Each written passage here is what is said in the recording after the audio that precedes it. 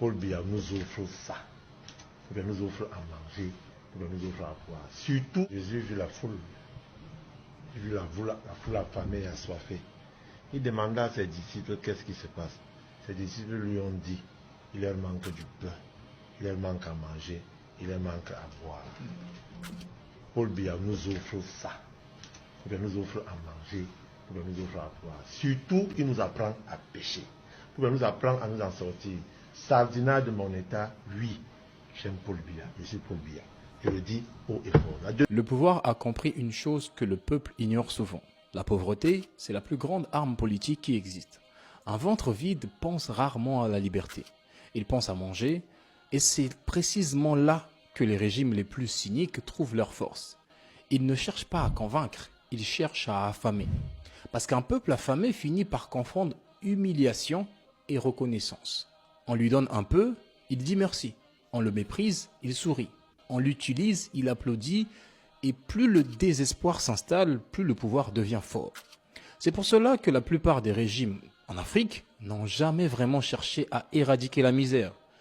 Elle leur sert de bouclier. La misère rend le peuple dépendant. Elle l'empêche de rêver, de penser, de s'organiser. Un homme qui se bat pour sa survie n'a plus la force de se battre pour sa dignité. Alors le dictateur l'a compris. Inutile de tuer tout le monde. Il suffit de nourrir juste assez pour que personne ne meure, mais jamais assez pour que quelqu'un se lève. Cette stratégie n'est pas nouvelle. Déjà à Rome, à l'époque, les empereurs distribuaient du pain et ils offraient des jeux pour calmer la foule. Tant que le peuple avait de quoi se distraire et se remplir le ventre, il oubliait la corruption, les abus, la décadence du pouvoir. Aujourd'hui, c'est la même logique, simplement modernisée. Les dictateurs ne distribuent plus des gladiateurs. Ils distribuent des promesses, des sacs de riz, des t-shirts ou même des repas. C'est la version contemporaine du pain et des jeux. Le peuple vend sa voix pour une bouchée et le tyran achète 5 ans de silence. Mais il faut comprendre le fond psychologique de ce mécanisme. Le peuple ne vend pas son âme par stupidité, mais par fatigue. Des décennies d'humiliation finissent par briser l'estime de soi collective. On n'y croit plus. On ne croit plus que les choses peuvent changer. Alors quand le pouvoir tend un peu de nourriture, on ne voit pas un piège, on voit une preuve d'existence.